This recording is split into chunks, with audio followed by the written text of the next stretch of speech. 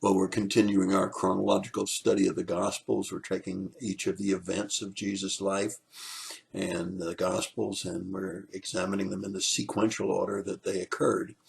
And we looked at the fact that the Sermon on the Mount was covered in Matthew and in Luke.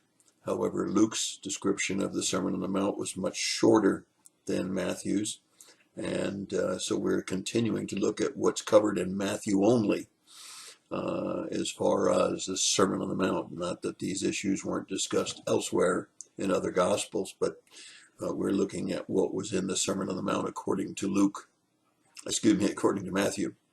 We're in AD 28, and we have took a look at some of the issues that went before this, but today's issue is divorce. And Jesus is very, very stringent about divorce. And let me put this in a wonderful perspective. We know that Deuteronomy chapter 24, verses 1 through 3, provided for a certificate of divorce. If a husband should find his wife not in chastity or immoral, he could divorce her and give her a certificate of divorce. And it was quite complex, whether or not she married, and the next husband, whether he divorced her, and it became quite cumbersome as far as all of the rules and regulations as it was. Nevertheless, here in the Sermon on the Mount, Jesus makes it pretty clear that when a person divorces his wife and he remarries, it's considered adultery.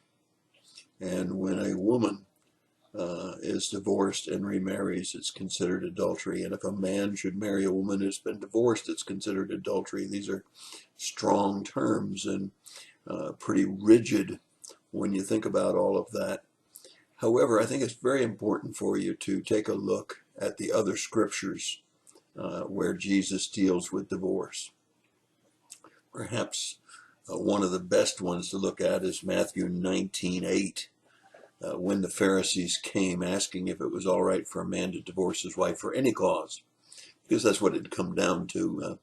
Men would make up the story that his wife was unfaithful, or that he didn't like the way she fixed his eggs in the morning, and therefore gave her a certificate of divorce, and that gave him the freedom to remarry, but she would be considered in adultery if she remarried, and on it would go.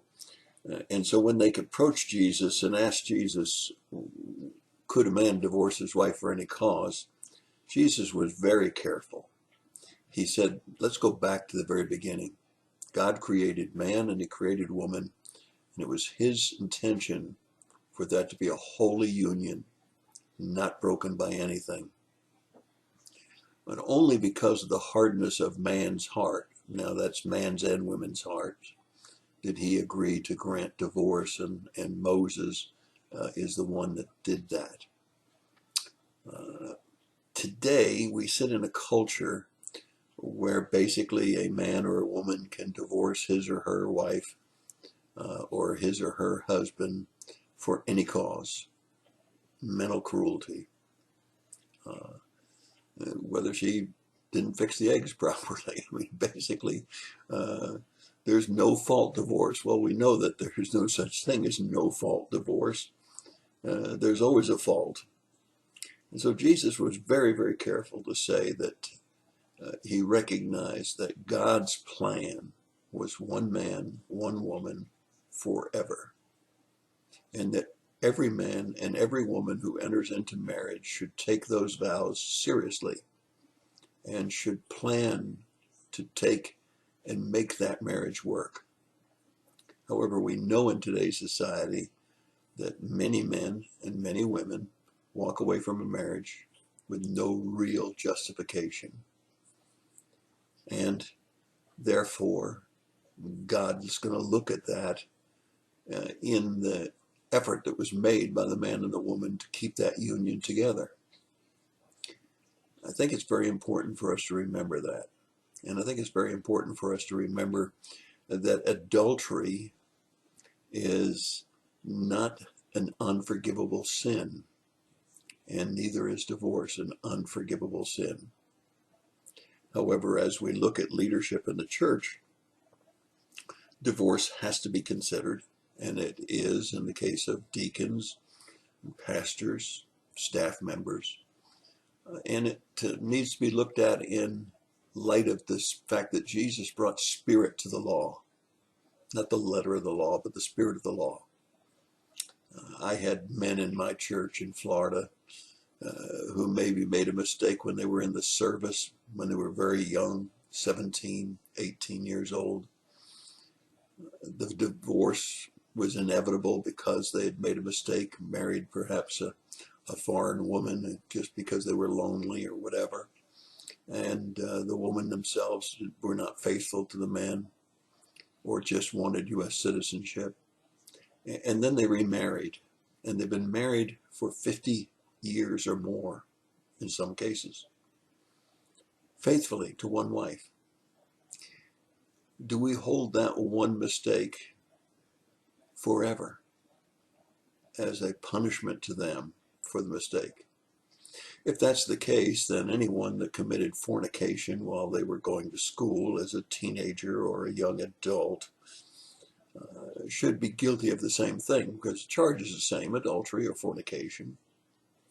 No, I think Jesus wanted spirit brought to this whole issue of divorce.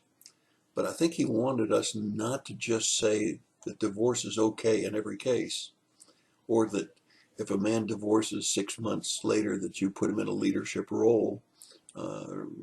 You need to weigh the circumstances. You need to be sure that he has a proven track record. You need to investigate thoroughly the cause of the divorce and be sure of the type of person the person is. So what about divorce? Divorce is not God's plan. However, we know in today's society it's going to happen all around us. 50% of marriages end in divorce. And so we need to understand the forgiveness that comes, and that the act of adultery is not an ongoing act. And when we don't jump from one man to another, to another, to another, or one woman to another, to another, to another, God is not pleased that we went through a divorce, but he certainly will bless the new union when there's a full commitment to it, and there was a cause that perhaps was not in the control of the person that was divorced and remarried. He wants us to consider all of the circumstances. He wants us to consider the generation that we live in. He wants us to bring spirit to the issue of divorce, remarriage. And he wants us certainly to understand forgiveness for every one of us who has committed fornication outside of the bonds of marriage when they were young is just as guilty as a person who is married and divorced. For the charge is the same, adultery, fornication. So let's put some spirit to this, and let's find some forgiveness for this. Let's not make it easy for people to get divorces. Let's encourage them to try to work out their marriages. Let's do everything that we can to not put a blessing on someone who wants a divorce. But at the same time, let's find it in our hearts to forgive those who have been through a divorce. And let's be sure as we put them in leadership roles that we have examined carefully how long ago it was, what the circumstances were, and weigh all of that into whether or not they should be placed in a leadership role. And that's my thought for the day. I hope that you'll read carefully all of the words that Jesus spoke about divorce. But remember, if you had relations with anyone, you're guilty as the person that's been divorced and remarried. And you want forgiveness, and you find forgiveness. Shouldn't those that have been through divorce find forgiveness? But let's not encourage them to divorce. Let's help them to hold together their marriage and to make the marriage work through counseling and guidance. And that's again my thought for the day. God bless you. Have a great day.